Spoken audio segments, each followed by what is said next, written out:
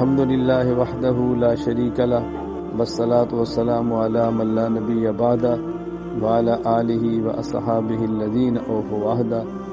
مولانا طارق جمیل صاحب کے نوجوان بیٹے عاصم جمیل جو کہ دردناک اذیتناک حادثاتی موت کا شکار ہوئے اور دنیا سے چلے گئے، انا للہ و انا الیہ راجعون۔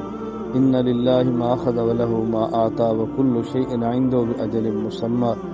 اللہ تعالیٰ ان کی مغفرت فرمائے، ان کی تمام حسنات قبول فرمائے، سیئات سے درگزر فرمائے۔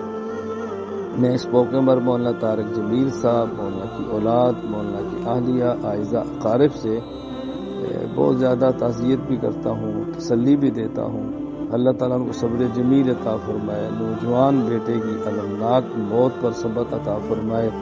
واقعتاً یہ ایک واقعہ ایک والد کے لیے، والدہ کے لیے، رشتہ داروں کے لیے بہت تکلیف دہ ہوتا ہے، بہت اذیت ناک ہوتا ہے۔ اس کا اصل درد وہی سمجھتا ہے جو اس درد سے گزر رہا ہوتا ہے، باقی اس درد کو سمجھ نہیں سکتے۔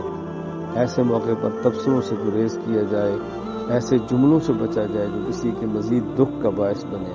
اس موقع پر خیال کرنا چاہیے کہ باپ کے دل پر کیا گزر رہی ہے، ماں کے دل پر کیا گزر رہی ہے، بھائیوں کے دل پر کیا گزر رہی ہے، گھر میں کیا حالت برپا ہے۔ اس موقع پر ایسے جملے کہیں جس سے ان کو تسلی ہو، ان کا دکھ بٹے اور ان کے بیٹے کی مغفرت ہو، ان کے لیے دعا کا اہتمام کرے۔ اللہ تعالیٰ ہم سب کے دل میں پوری امت مسلمہ کے ایک فرد کا درد عطا فرمائے، امت مسلمہ کی محبت عطا فرمائے، اور دنیا میں جو ہزاروں بچے جوانی کے عالم میں کفر کے ہاتھوں ذبح ہو رہے ہیں ان کا بھی درد عطا فرمائے، ان کے لیے بھی دعائیں مغفرت کریں، ان کے والدین کے لیے بھی دعا کریں صبر جمیل کی۔ اللہ تعالیٰ مولانا کی اہلیہ، مولانا کی اعزاء اقارب کو صبر جمیل عطا فرمائے، اور اللہ تعالیٰ ہم سب کو آخرت کی تیاری کی توفیق عطا فرمائے۔ السلام علیکم ورحمۃ اللہ وبرکاتہ۔